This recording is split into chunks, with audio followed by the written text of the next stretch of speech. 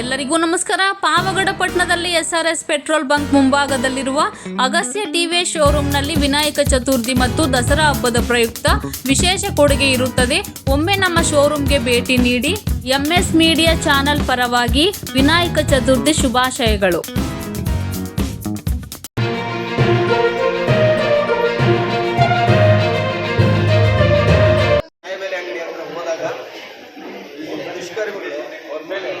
ಮಾರಣಾಂತಿಕ ಹಲ್ಲೆ ಮಾಡಿ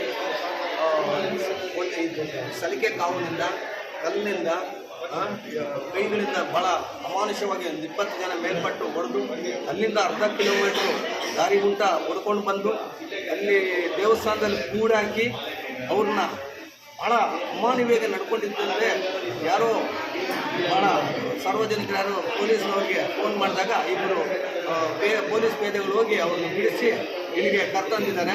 ಅವ್ರಿಗೆ ಪೊಲೀಸ್ನವ್ರಿಗೆ ನಾವು ಧನ್ಯವಾದಗಳು ಸಲ್ಲಿಸ್ತಾ ಇದ್ವಿ. 20 ಜನ ಮೇಲ್ಪಟ್ಟ ದುಷ್ಕರ್ಮಿಗಳನ್ನ ಕೂಡಲೇ ಬಂಧಿಸಿ ಅವ್ರ ಮೇಲೆ ಕಾನೂನು ರೀತಿಯ ಕ್ರಮ ತೆಗೆದುಕೊಂಡು ಇವರಿಗೆ ನಮಗೆ ನ್ಯಾಯ ರಕ್ಷಣೆ ಕೊಡಬೇಕಂತ ಪೊಲೀಸ್ ಇಲಾಖೆಯವ್ರನ್ನ ಬೇಡ್ಕೊಡ್ತಾ ಇದ್ವಿ.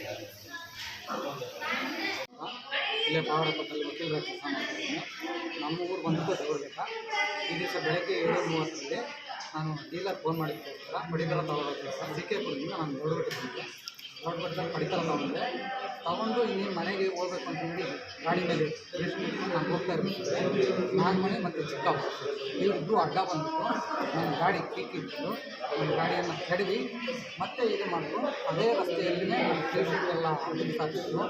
ಚಿಲಿಕೆ ಕಾಲಿಂದ ಕಲ್ಲಿಂದ ಹೊಡೆದು ಎಲ್ಲ ಒಂದು 20 ಜನ ಎಲ್ಲ ಸೇರಿಬಿಟ್ಟು ಹಲ್ಲೆ ಮಾಡಿದ್ರು. ಈ ಕಾರಣ ಏನಂದರೆ ನಾನು ಒಂದು ನೋಟಿಸ್ ಕೊಟ್ಟೆ ಅಂತ ನಾನು ಕಕ್ಷಿದಾರ ಪರವಾಗಿ ಒಂದು ನೋಟಿಸ್ ಕೊಟ್ಟೆ ಅನ್ನೋ ಒಂದೇ ಒಂದು ಕಾರಣಕ್ಕೋಸ್ಕರ ನನ್ನ ಮೇಲೆ ಹಲ್ಲೆ ಮಾಡಿದ್ರು. ಯಾವ ವಿಚಾರ ಸರ್? ಅರಸೀಕೆರೆ ಅಂತ ಹೇಳಿ ಅಲ್ಲಿ ಸ್ಟೇಷನಲ್ಲಿ ಕಂಪ್ಲೇಂಟ್ ಕೊಟ್ಟಿದ್ದಾರೆ ಇವರು ಕಕ್ಷಿದಾರ ಪರವಾಗಿ. ಅವರು ಹೋಗಿ ಸಂದೇಶ ಕೊಟ್ಟು ಬಂದಿದ್ದಾರೆ, ಲಿಖಿತವಾಗಿ ರೈಟಿಂಗಲ್ಲಿ ಕೊಟ್ಟು ಬಂದಿದೆ.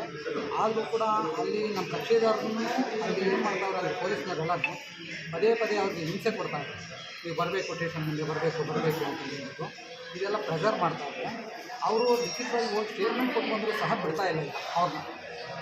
ಒಂದು ನನ್ನ ಏನು ಮಾಡಿದ್ದಾರೆ ಅಂದರೆ ನೀನೇ ಕೊಟ್ಟಿದ್ದು, ಯಾಕೆ ಕೊಟ್ಟೆ ನೀನು ಅಂತ ಹೇಳಿ ನನ್ನ ಮೇಲೆ ಹಲ್ಲೆ ಮಾಡಿದ್ವಿ. ಸಾಯಿಸ್ತೀವಿ ಅಂತಂದು ಹೇಳ್ತಾರೆ. ಬಿಡಲ್ಲ, ನಿಮ್ಗೆ ಇಷ್ಟೇ ಬಿಡಲ್ಲ, ಸಾಯಿಸ್ತೀವಿ. ಈಗ ಹಾಗಾಗಿ ಚಿಲ್ಕೆ ಕಾಲಿಂದ ಸಣ್ಣೇರಪ್ಪ ಅನ್ನೋರು ನನಗೆ ಹೊಡೆದಿದ್ದಾರೆ. ಅದೇ ಕಲ್ಲು ಮತ್ತು ಕಲ್ಲು ತಗೊಂಡು ಹೊಡೆದಿದ್ದಾರೆ. ಆ ಕಲ್ಲು ಒಂದು ನನಗೆ ಬಿತ್ತು, ನನ್ನ ಹಲ್ಲುಗಳೆಲ್ಲ ರಕ್ತ ಬಂದಿದೆ. ಈಗ ತದನಂತರ ಇನ್ನೊಂದು ಕಲ್ಲು ಯಾಕೆ ಎಸೆಯಕ್ಕೆ ಬಂದಿದೆ. ಆ ಕಲ್ಲು ತಪ್ಪಿಸ್ಕೊಳ್ಳೋದಕ್ಕೋಸ್ಕರ ಗೀತಮ್ಮ ಅನ್ನೋದು ತಲೆಗೆ ಬಿದ್ದಿದೆ. ಅವ್ರಿಗೂ ಹಲ್ಲೆ ಆಗಿದೆ, ಅವ್ರಿಗೂ ರಕ್ತ ಬಂದಿದೆ ತಲೆಯಲ್ಲಿ. ಅವರು ಹಾಸ್ಪಿಟಲ್ ಸೇರಿದ್ರು. ದಾರಿ ಬಿಡಿಸ್ಕೊಳಕ್ಕೆ ಬಂದವರು, ಗಲಾಟೆ ಬಿಡ್ಸಕ್ಕಂತ ಬಂದವ್ರನ್ನ ಸಹ ಹಲ್ಲೆ ಮಾಡಿದ್ರು.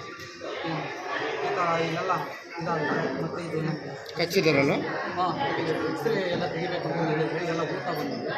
ಬ್ಯಾಕ್ ಸೈಡೆಲ್ಲ ತುಂಬ ನೋವಿದೆ, ಎದೆಗೆಲ್ಲ ಬಿದ್ದಿದೆ. ನೋಟಿಸ್ ಕೊಟ್ರಿ ಅನ್ನೋ ಕಾರಣಕ್ಕೆ ಹಲ್ಲೆ ಅಷ್ಟೇ, ಬೇರೆ ಯಾವುದೇ ಇಲ್ಲ.